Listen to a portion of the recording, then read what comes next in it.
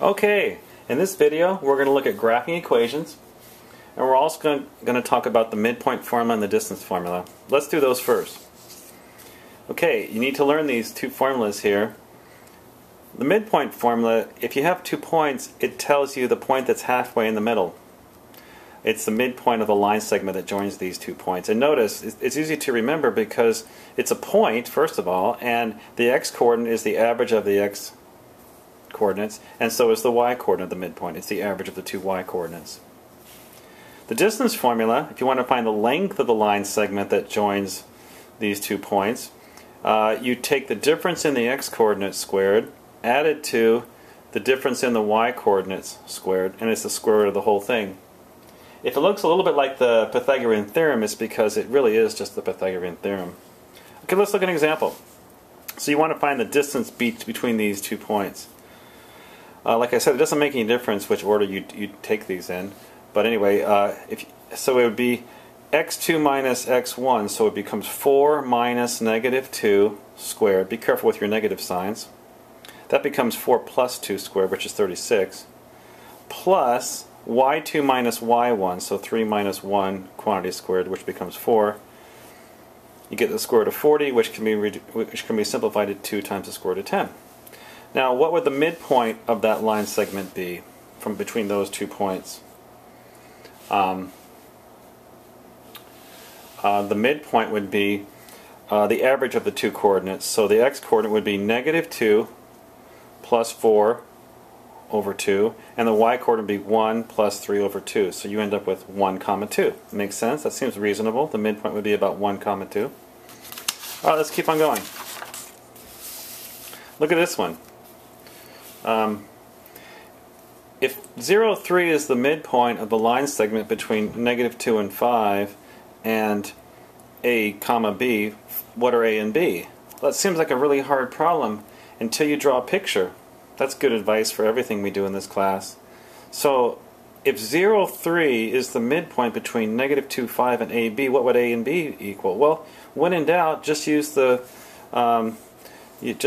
definition. 0 has to be negative 2 plus a over 2, right? So when you solve for a, you get that 0 equals negative 2 plus a, or a equals 2. Similarly, 3 has to equal 5 plus b over 2. It's the average of the y-coordinates. So when you solve for b, you get b equals 1. So that's not too bad. Okay, let's look at this next one. It says, find a point on the x-axis that is equidistant from 0, 4 and from 2, negative 2. So equidistant means the distances are the same. So if it lies on the x-axis, let's call that point x comma 0. So find this point x comma 0 whose distance from 0 to 4 is the same as its distance from 2 to negative 2. So the two distances are equal. So let's just use the distance formula. What does the distance formula say here? The distance, d1, let's call it, is going to equal the square root of x minus 0, or let's say 0 minus x squared, plus 4 minus 0 squared. That's what you get for d1. Now for d2, you get this x-coordinate minus this one gives you x minus 2 quantity squared, plus this y-coordinate minus this one gives you 2 squared. So when you square both sides, this becomes x squared plus 16, and this, when you multiply this out, you get x squared plus 4x plus 4 plus 4. Squared both sides. Notice the x squares cancel, so what you're left with, 16 on this side, 4x plus 8 on this side. When you solve for x, you get negative 2. So the point's negative 2, 0, which seems like a reasonable answer, doesn't it? That's kind of hard, but if you draw a picture, it's not really that bad. Alright, let's do some other ones here.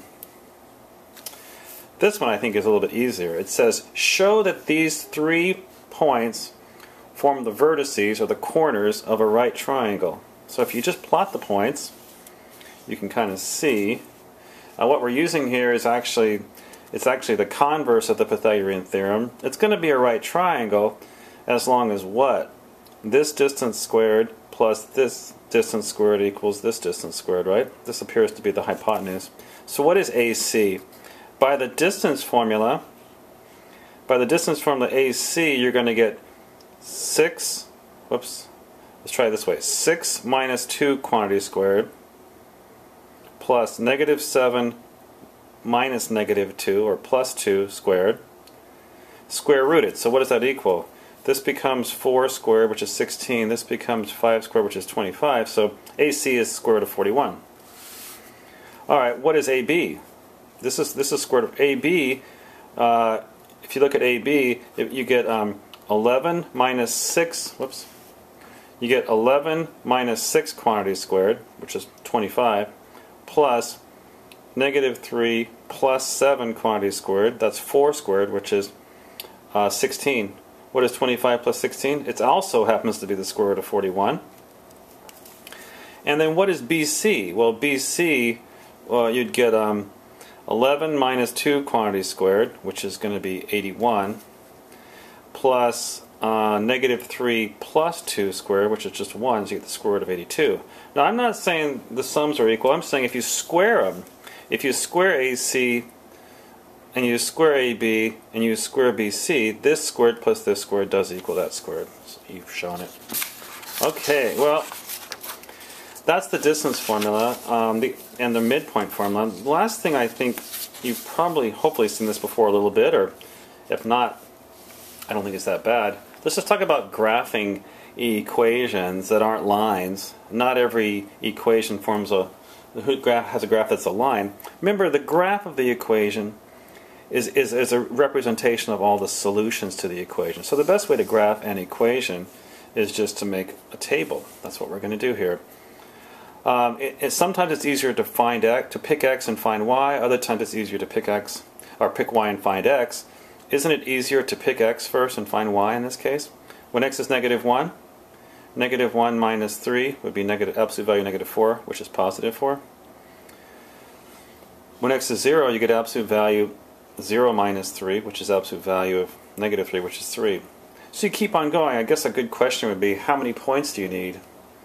And the answer is, if it's not a linear equation, you'd need more than 2, and so you need enough so you get a good idea of what the graph looks like. Anyway, if you continue doing this and plot them, you get a graph that looks like that. So this graph is a geometric representation of all the solutions to this equation. And what you're supposed to get out of this section is you're starting to get a feel, hopefully get a feel for the relationship between the equation and its graph. It turns out whenever you have an absolute value, you're always going to have this V shape. And that does help when it comes to graphing, knowing what it looks like. They also want you to find the x-intercept. The x-intercept is the value of x when y is 0. So in this case it's 3. The y-intercept is the value of y when x is 0. In this case it all happens to be 3 as well. Anyway, let's do one more. Now when you want to graph this equation, it might be easier to do this first. If you solve this for x, wouldn't it be easier to actually pick y values and find x here? X equals 3 minus y squared. So what about when y is negative 2? 3 minus negative 2 squared is 3 minus 4, which is negative 1. What if y is negative 1? Negative 1 squared is positive 1. 3 minus 1 is 2. What if y is 0? 3 minus 0 is 3, and so on. So when you plot these points, you end up getting a graph that looks kind of like this. Now what would the x-intercept be? The x-intercept would be 3. It's the value of x when y is 0. And the y-intercept, it's not obvious from the graph what the y-intercept is at all. The y-intercept, we would set x equal to 0, go up here and set x equals 0. When you solve this equation for y, you get two answers. You get y equals plus or minus the square root of 3. Anyway, so my best advice here is to work hard on graphing these by hand. Notice you're trying to get an idea of what the graphs look like. Whenever you have a x squared or a y squared, you're going to have the parabolic shape here. Anyway, alright, that's it for now. We'll see you next time. Bye-bye.